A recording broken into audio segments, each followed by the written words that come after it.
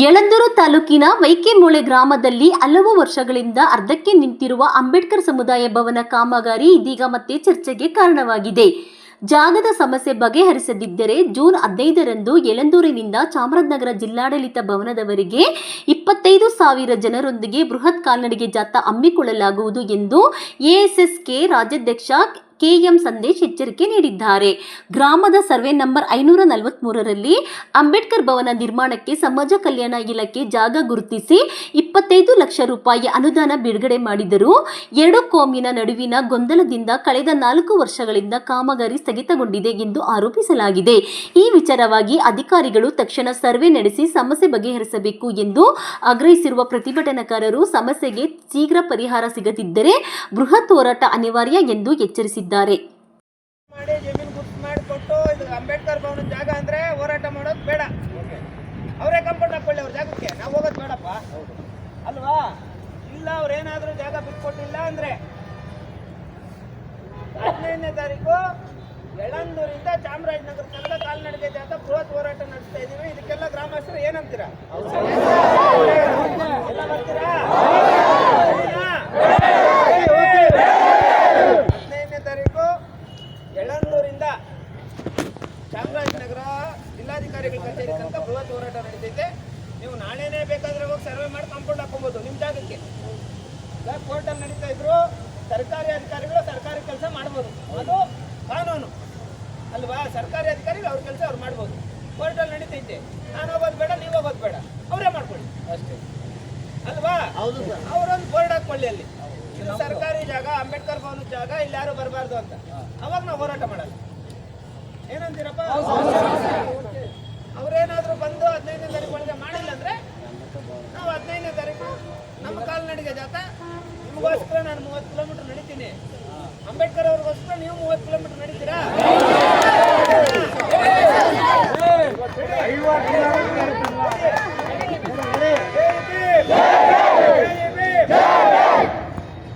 ಈಗ ನಾವು ಮಾತಾಡೋದು ಬೇಡ, ಇವಾಗ ತಾಲೂಕು ಈಗ ತಹಸೀಲ್ದಾರ್ ಅವ್ರ ಹತ್ರ ಹೋಗಿ ಮಾತಾಡೋಣ. ಸಮಾಜ ಕಲ್ಯಾಣ ಇಲಾಖೆ ಅಧಿಕಾರಿನ ಅಲ್ಲಿಗೆ ಕರ್ಕೊಂಡು, ಯಾರು ತಾಲೂಕು ಸಮಾಜ ಅವ್ರು ನನಗೆ ಕರ್ಕೊಂಡು, ಇವಾಗ ಅಲ್ಲಿ ನಾವು ಮಾತಾಡ್ಕೊಂಡು ನಮ್ಮ ಮನೆಗೆ ನಾವು ಹೋಗೋಣ. 10ನೇ ತಾರೀಕು ಒಳಗೆ ಅವ್ರು ಮಾಡಿಲ್ಲ ಅಂದ್ರೆ ಇವಾಗ ನಿಟ್ಟು ಕೊಟ್ಟಿದ್ದೀವಲ್ಲ, ನಾವು ತಹಸೀಲ್ದಾರ್ ಕೊಟ್ಟಿದ್ದೀವಲ್ಲ, ಅವ್ರೇನೋ ಅಳತೆ ಮಾಡಿ ಜಾಗ ಉಳಿಸ್ಕೊಟ್ರೆ ಓಕೆ, ಉಳಿಸ್ಕೊಟ್ಟಿಲ್ಲ ಅಂದ್ರೆ ಜಿಲ್ಲಾಧಿಕಾರಿಗಳ ವಿರುದ್ಧ ಬೃಹತ್ ಹೋರಾಟ ಇಲ್ಲಿಂದ ಮಾಡೋಣ. ಎಲ್ಲರೂ ಇಲ್ಲೇ ಸೇರ್ಕೊಳ್ಳೋಣ, ಇಲ್ಲಿಂದ ಹೋಗೋಣ. ರೆಡಿನಾ?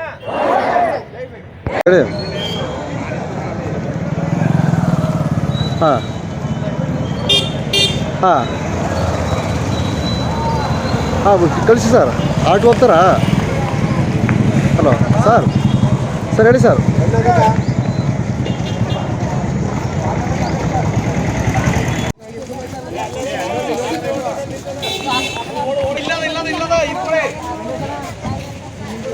ಇಲ್ಲಿ ಈ ಸಾಲ ಕೊಡ್ತೀನಿ.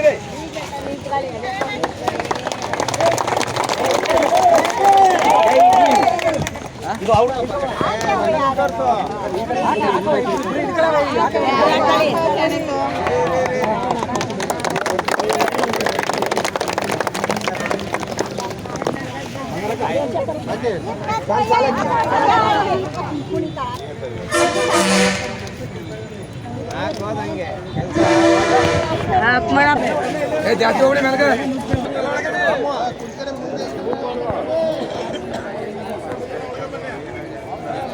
ಜೋರ ಮಾತಾಡ್ಸು, ಒಂಚೂರ ಜೋರ ಮಾತಾಡ್ಸು. ಒಂದು ಆರಾಮ ಬೆಳಿಗ್ಗೆ 20 ಸಲ ಒಳವರ್ಗ ತೊಂದರೆ ಹಾಕೋಣಂತ.